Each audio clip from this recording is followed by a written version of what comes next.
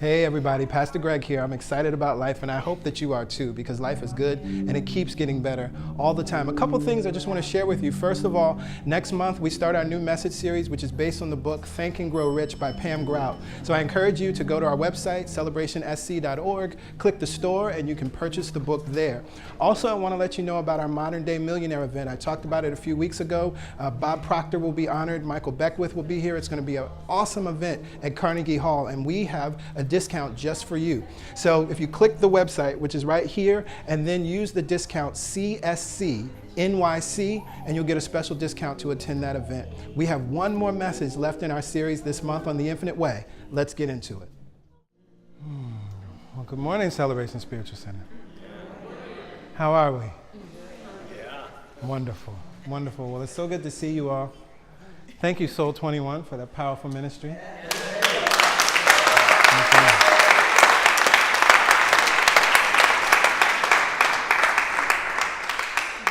It feels so good to remember the truth. Yes, yes.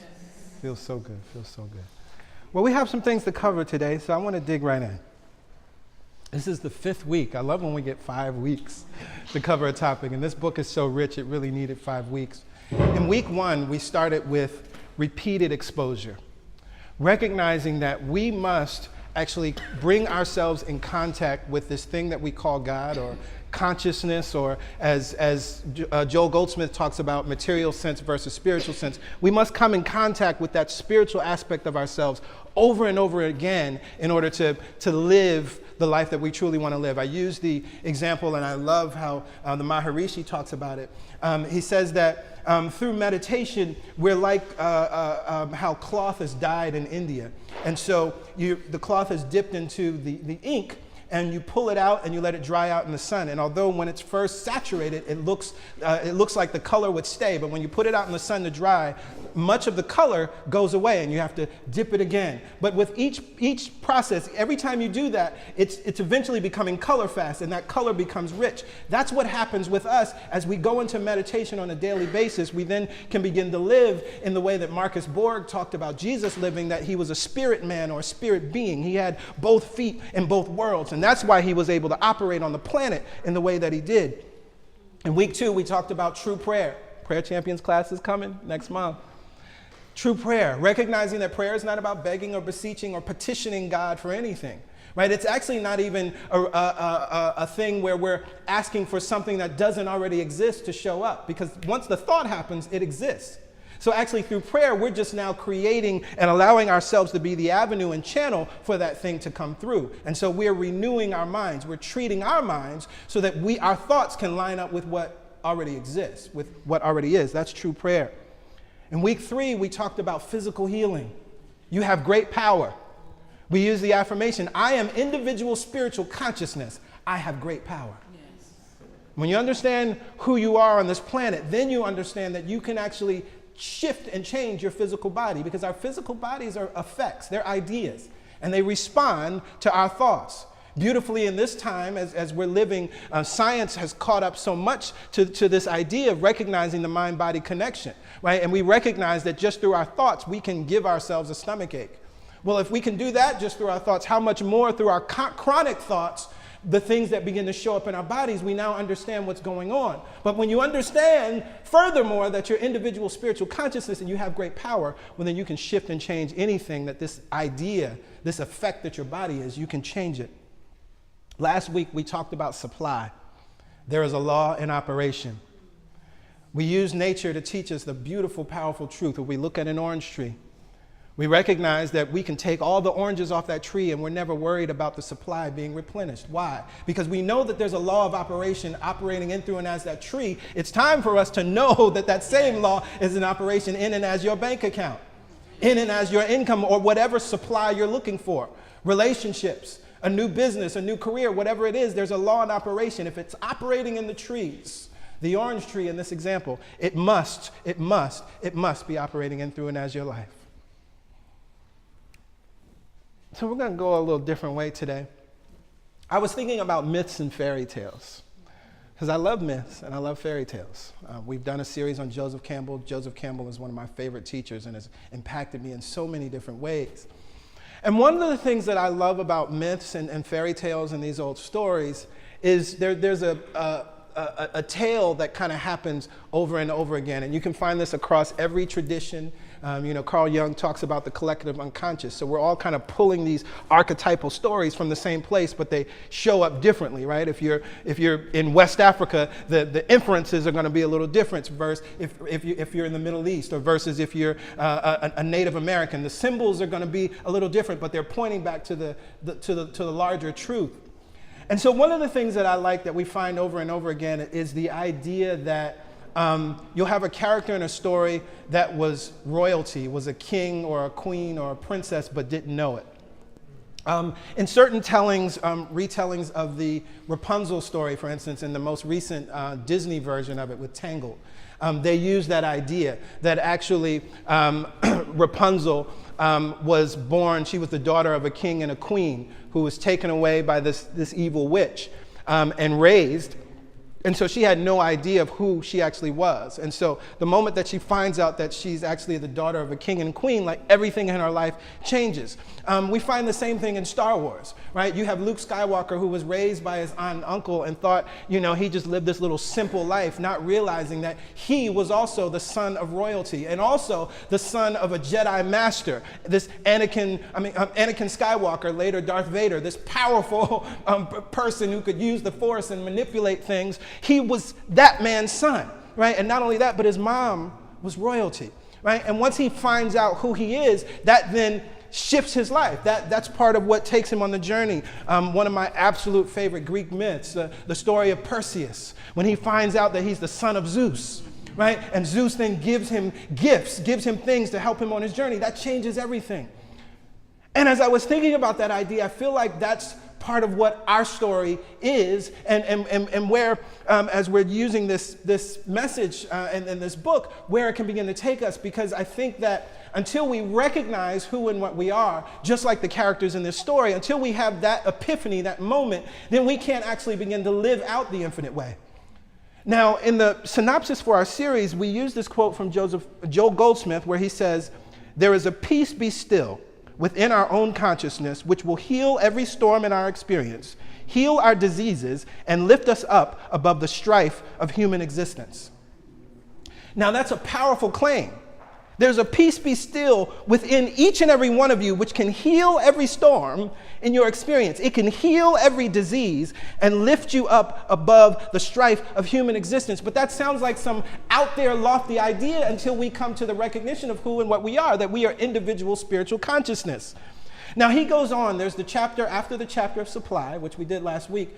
It's just the wisdom of the infinite way. It's a bunch of powerful quotes. I'm not sure why he chose to do that, but it's powerful. Right? Just little snippets. And he goes on and he says, "Be at peace. God is." Yes. This kind of takes us back to the idea of the song, right? That let our joy be so triumphant, because we recognize God is. We can be at peace. Now he opens that chapter by saying this, and this is going to take us into where we're going today. "Begin your spiritual life with the understanding that all conflicts must be settled within your consciousness. There is never a conflict with a person or condition, but rather a false concept mentally entertained about a person, thing, circumstance, or condition. Therefore, make the correction within yourself, rather than attempting to change anyone or anything in the without." I want to read the last part again. "There is never a conflict with a person or condition, but rather a false concept mentally entertained about a person, thing, circumstance, or condition. Therefore, make the correction within yourself, rather than attempting to change anyone or anything in the without." Now, we're at a pivotal moment in our country, because in a few weeks, we're going to find out who the next president is. And it's very interesting because we have forgotten who and whose we are, and so we are living in that place of thinking that we have a conflict with a person or condition. Yes. Oh my goodness. But the truth is, there is only a false concept mentally entertained about a person, thing, or circumstance, or condition. Therefore, the correction must be made within ourselves. He goes on and says this: "Get back inside yourself, and there resolve all appearances." Yes. Because we recognize that life is lived from the inside out. See, we've taken this journey. We've been talking about this all month. Right? That we recognize that everything that exists out here in this effect world, the effect world is awesome. I always like to say this. We're not saying renounce the external world and you shouldn't like anything out here. We created it. It's awesome. Enjoy your creation, but recognize that it's not the thing. Be at peace. God is. The chair that you're sitting on is wonderful. It's doing its job, but it was a thought in somebody's mind first. It couldn't exist without the thought. So this is why we recognize that whatever we're seeing outside of ourselves in the political situation, it is a thought from our collective consciousness. What we've created as human beings on this planet, if we want to fix it for real, we got to go back inside ourselves. If we want to fix it for real. Because while some people think that this moment is the worst ever, we've had really bad moments. Because we have not fixed it from within. We haven't gone back inside of ourselves and there resolved all appearances. He goes further and he says, when living out from the center of your being, you are untouched by the thoughts, opinions, laws, and theories of the world. Be at peace. God is. I shared this story, but I want to share it again. Because I live in a place in a space where it really doesn't matter to me who the president is. It doesn't. I've thrived under Democratic presidents. I've thrived under Republican presidents. Doesn't matter. Why? Not because of anything that those particular men did, but because of my own consciousness. During the so-called economic downturn, everybody was losing jobs and all of these things were terrible and nobody could get raises and nobody was getting bonuses. I got a raise. I got a bonus. Now, that's not because I'm special, because here's what happened. Leading up to that time, because things were pretty bad, right? And we were hearing a lot of, I was working in the publishing industry at that time. And the publishing industry across the board, the big 5 publishers were suffering. They were laying people off. We had layoffs in our company. And my fellow coworkers and I in IT, we used to sing this song by an underground Detroit rapper, It's So Cold in the D. Right? It's so cold in the D, how the hell we gonna keep peace? Right? And that's a really depressing song, right? Because she was talking about, so much murder in Detroit, and of course things have been really tough in Detroit. And we would affirm that for ourselves on a daily basis while we're sitting at our desk, laughing because it was funny. And one day I came to myself, I said, why in the world am I singing this song? I let it go. I said, no, it's not cold in my D. I'm prospering, I'm thriving, all is well in, through, and as my life. That shift is what then brought the experience of the raise and the bonus when nobody else was getting raises and bonuses. So this is why I know this to be true and why Joel Goldsmith says, when living out from the center of being, you are untouched by the thoughts, opinions, laws, and theories of the world. Theories and statistics. That only tells us how a few people on the planet live life. That's all. Information is wonderful. I love information. Statistics are wonderful. I love statistics. But at the point that it moves me into fear, worry, or doubt, or I can't, I let it go because I recognize that that's just an example of how a few people on the planet live life. That's all. And when it comes to negative statistics particularly, that means that there are also people living on the positive side, right? I don't want to read the statistics about how many people have died from cancer in the last year. I want to read this because that percentage is never 100%. So then I want to hear about what did the folks do that lived? What did the folks do that survived? And then I go in and I find that there are books, there are compilations that IONS, the Institute of Noetic Sciences, has a book that compiles spontaneous remission across the whole planet where doctors cannot say that there was anything that they did medically that should have called for the healing or restoration of that person's body. It exists. So if I'm going to look at statistics, I'm going to look at those which affirm the thing that I want on this planet, that I want in this life.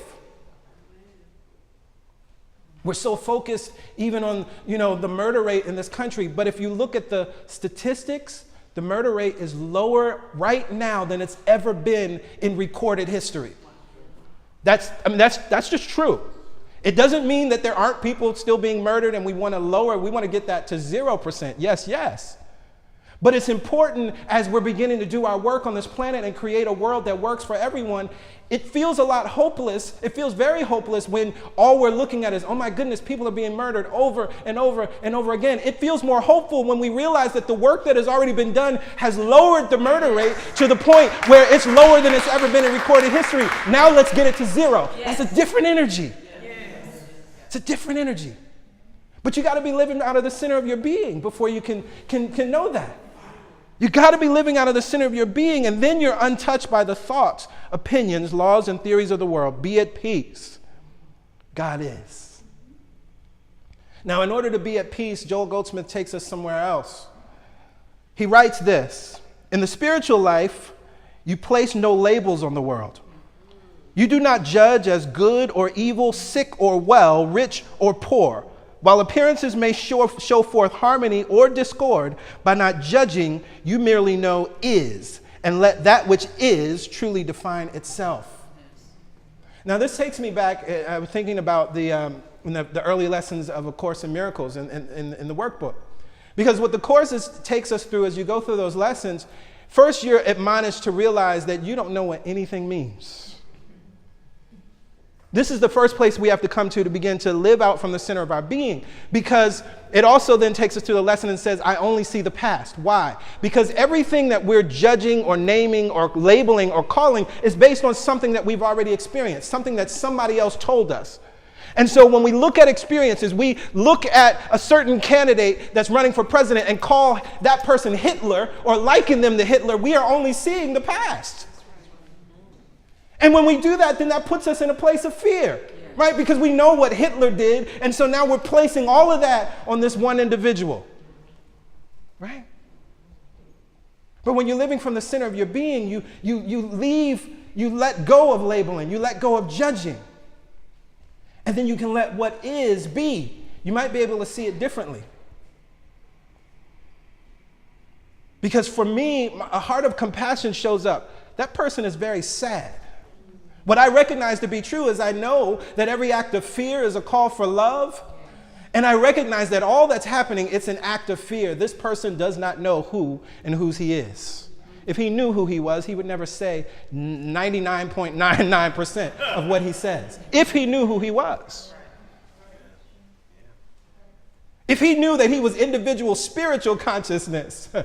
And that is the power that he has, not fear. See, he thinks fear is the power. But I've said this over and over again because it's one of my favorite movies. Star Wars shows us what happens. Darth Vader destroys himself by using fear. The dark side, you destroy yourself using the dark side. There's power there, right? There's things you can do. You could become the Republican nominee. But in using fear, fear is coming through you. Therefore, you have to be affected by whatever that fear is bringing forth. So I'm compassionate. Because I recognize that if he knew better, he would do better. He can't know better. Not yet. And so we send love. But this is why we don't judge. He goes on and he says to live spiritually is to know that all is. Then do not name, label, define, or judge what is. Be content to know is, and let what is reveal its being, nature, and character to you. See, this is when we get out of labeling, right? We think we know what it is. We think we know what's going on. But as we recognize that everything is energy and everything is coming forth from vibration, that's the place where we need to look at it from, right? It's not about skin color. It's not about male or female. It's not about any of those things, because those labels, we put certain meaning on that, right? But when we get out of the labeling completely, then we can allow its nature, its being and its nature and its character, we can allow it to be revealed to us. Be at peace. God is. And so if you know that God is and everything is an expression of that thing, either, now hear this, when I say everything is an expression of it, because then that would beg that then all of the evil is an expression of God. No. The energy comes through us and it can only express through whatever channel we are, right? So the water is clean and clear, but if the pipes are dirty, the water is going to be dirty, right? So it's not that the water was dirty, but the water flows through dirty pipes, fearful pipes, unloving pipes, narcissistic pipes, misogynistic pipes, then that's what you're going to get. But when you recognize, you got to, again, from the center of your being, you got to know first what the water is. You got to have a conversation and a clear understanding of what the water is. Because then by knowing that, then that's how you can shift and change the expression of the water. You recognize and know that it's about the channel that is coming through, not the water itself. And so Goldsmith uses some words in this chapter that I love. He talks about this deep well of contentment. He says, rest in the deep, clear well of contentment within you. Be at peace. Peace already is. The cool, clear water of the well of contentment within refreshes you with the assurance that joy already is. Peace, be still. Now, as I hear and continue to read Goldsmith using peace, be still, of course, it takes us to the story of the stilling of the storm, right, with Jesus. And we know the story of the stilling of the storm with Jesus, that the disciples have been spending time with Jesus for a long time, right? They knew Jesus. And they're out on the boat, they're out on the sea, and Jesus was resting. He's sleeping at the bottom of the boat. And while they're out in the middle of the water, a storm comes. It's a really bad storm. So bad that water started to come in the boat, and the boat was rocking back and forth. And the disciples became scared. And they yelled out for Jesus, Master, Master, Teacher, Teacher, please help us. And so Jesus hears them. He probably rolled his eyes. And he comes up to the top of the boat, right? And they look at him and they say, well, do you want us to die? Like, you have power. Can you do something? And so then Jesus says, peace, be still. And the storms, the waves, everything subsided. Now people, interpret that story as, wow, Jesus is amazing and he can control the weather. So can you, right? So can you, right? But as I was reflecting on that story this week, what I began to see, the symbology of it, right? That first of all, Jesus, the Christ, it's the presence, it's the power within you, right? And so if we take this story, this is that part of you that knows. And what's interesting is that it was resting in the bottom of the boat, in that deep well of contentment, as we just talked about rest in God and say amen. It was chilling in consciousness, repeated exposure, knowing who and what it was, not worried about a thing. That's that part of you that knows, right? But then a candidate that we don't like becomes the Republican nominee, storm out on top of the boat. And so the ego, the voices within our head, the disciples in our own minds begin to start crying and worrying and saying, Jesus, Jesus, power within me, please, somebody show up, please, because it's so terrible and crazy out here. But there's a part of you that's resting in this deep well of contentment. Yes. That's the peace that we must call on right now. Yes. Because if you want to still the storm of Standing Rock, if you want to still the storm of this political election, rise up and come back to the surface from that place. Yes. And then you speak the word over it easily and effortlessly. Peace. Yes. And I love it. It's peace, period. Peace. That's all the word that needed to be said. Be still. Not, do you think maybe this time you could not hurt me as much? Or, there's a lot of water in this boat. Can you just maybe not throw so much water? Well, okay, if you have to rain, can you just stop the winds? There was a standing and a complete knowingness and authority. Peace, be still. It's like when your mother used to say that to you. You wasn't acting right. Be still, right? And you got still, didn't you? Right?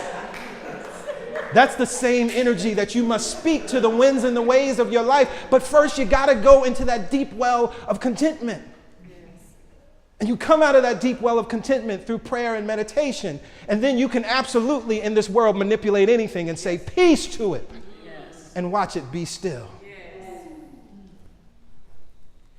So as we come back to this idea of the myths and the fairy tales, this is what happens in all of the stories. Eventually, once they understand who they are, thinking about the Lion King, right? Same story. Once Simba knew who he was, then he could stand up to his Uncle Scar. But not until. Not until. Once Luke Skywalker knew who he was and realized that he was also a Jedi Master, then he could stand up to Darth Vader. Then he could use the power of love. But it's beautiful, even as we watch Empire Strikes Back, it's the best because Yoda teaches some powerful teachings, right? Yoda is telling him, you got to get rid of all your fear. You got to get rid of your anger. Anger leads to the dark side, and it will destroy you. Many of us are angry right now as it relates to things that are happening on this planet, in this country. Again, Standing Rock, the election, the Black Lives Matter movement. All of these things are things that can bring us into anger. But I'm here to tell you that that anger will not lead you to the victory that you seek. The power is from this deep well of contentment. And in that well is only love. And so as we tap back into that place, as we tap back into that space, we can be at peace. There's something else powerful that Goldsmith writes in here, and I want to leave us with this. He writes that life is not at the mercy of matter. Breathe that in.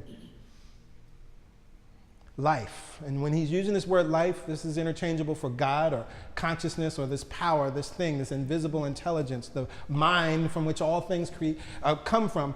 It is not at the mercy of matter. Now, why is that important? Matter is anything that's out here in this physical world. And we become hopeless. We start to worry.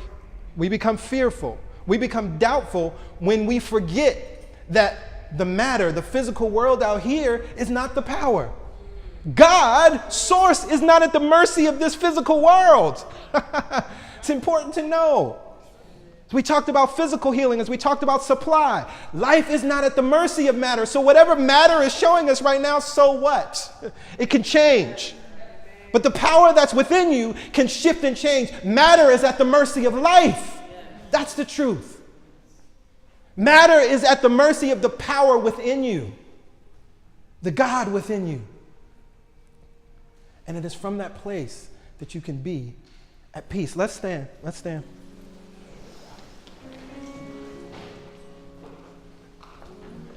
There is a peace be still within you that can still every storm of your life experience, that can heal every disease, and can lift you out of the mundane experience of this life. There is a peace within you that can lead you to a victorious life. There's a peace within you that can lead you to a prosperous life. There's a peace within you that can lead you to a healed life. There's a peace within you that can lead you to a transformed life. There is a peace within you that can lead you to whatever it is that you desire. But you got to go to it first. You have to recognize that it is. Through repeated exposure, you tap back into it. Yeah, the first time you come back and it might not feel as great 10, 20, 30 minutes later. But when you go back in, using this powerful process of meditation, using the powerful process of affirmative prayer, you begin to shift and change yourself. And just like that cloth, you begin to hold the color. And eventually, in just a little while, it doesn't take long, y'all, you will be a beautifully dyed cloth, walking on this planet as a visible demonstration to all of us of what's possible, a visible demonstration of the power and the beauty of God in us, God as us, God with us. And from that place and space, then you can declare over anything in your life, there is a law in operation. I recognize that I have great power, and although I don't see the oranges on the tree right now of my life, I recognize that there is a law in operation and the new oranges must come forward. And so I'm able to give of the oranges of my tree easily and effortlessly because I know there's more coming. Oh my goodness. I'm able to give of my life. I'm able to give of my time. I'm able to give of my talents. I'm able to give of my treasure because I know that there is more coming. Yes. There is a law in operation. And from that knowing, we can be at peace. Yes. Be at peace in my peace. Be at peace. In my peace. Be at peace in my peace. Let my love surround you. Let my love surround you. Let your spirit find rest. Spirit find rest. Let my love surround you. My love surround you. Let your spirit find rest. Spirit find rest. Be at peace. In my peace. In my peace. The God in you is speaking to your mind. It's speaking to your heart. It's telling you not to worry anymore. You can rest. Just like Jesus resting in the bottom of that boat, you can rest. Yes.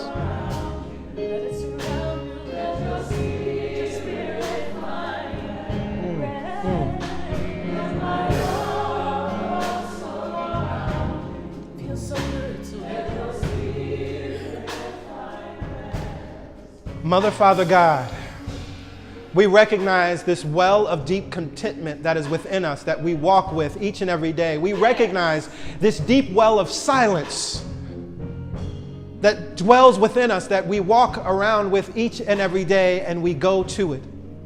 We recognize the peace that lives within us and we go to it.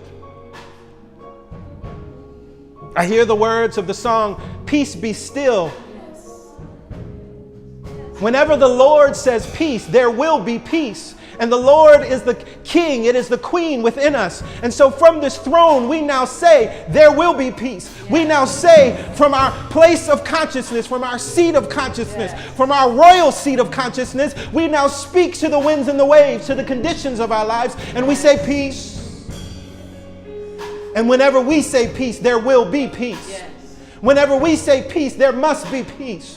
Whenever we say peace, matter conforms to us. I am so grateful and thankful for the souls within this room and within the sound of my voice. For I know that each and every one of us have made a new decision, a new choice to live from this place of peace. We have made a new decision and a new choice to now be the example of peace on the planet. We now recognize that we must work out the situation that we see with our physical eyes. We must work it out with our spiritual mind. We let the mind that was in Christ be in us as well. We let the mind that was demonstrated in Christ, in Buddha, in Krishna, in all of the great avatars, we let it be in us now. For we recognize that the power that they demonstrated on this planet was not unique to them, but it was an example to us to show us who and what we can be on this planet. We let it be right now. Oh my God. And now as we stand as master teachers on the planet, we lift up the consciousness of this planet. As we stand here now as peacekeepers of this planet, we lift up the vibration of this planet. It is through our light that darkness will flee. It is through our love that darkness will flee. And so from the center of our being, we beam out love across this planet. We beam out love to both of the potential presidential candidates. We beam out love to Standing Rock right now. We beam out love not only to our indigenous brothers and sisters who are standing in protection of the land, but we beam out love to the police and to all of the authorities that are not in their right mind in this moment, but out of this love they will shift. We beam out love all across this planet because we recognize that this is the power. And as we stand in this power, we will be untouched. No law, no opinion, or no thought can change our experience because of what we know to be true. I am so grateful and thankful, and I know that my word cannot return unto me void. Therefore, I now look for the fruits of these words. I now look for where there is cooperation. I now look for where there is unity. I now look for where there is understanding. I now look for where confusion has been removed. Yes. I now look for where there are laws that are being passed that work for everyone. I now look for where the solutions are already being implemented that show that there's a better way. Yes. I now look for the examples of healing that are already taking place on the planet. I now look for the examples of prosperity that are already taking place on the planet. I now look for the places where sharing and caring and kindness and compassion are already being demonstrated on this planet. And as I look for it, I amplify it by my own intention. That's science. Yes. As I look for it, I amplify it by my own attention to it. Yes. And so we put our attention on what's working and take our attention off of this old paradigm that is shifting. For we recognize that that's what we're experiencing now. We're experiencing the end of an old paradigm. We welcome the new. We welcome the new. We welcome the new. We welcome the new. And from this place we say amen, ashe, and so it is. So it is. Thank you, God.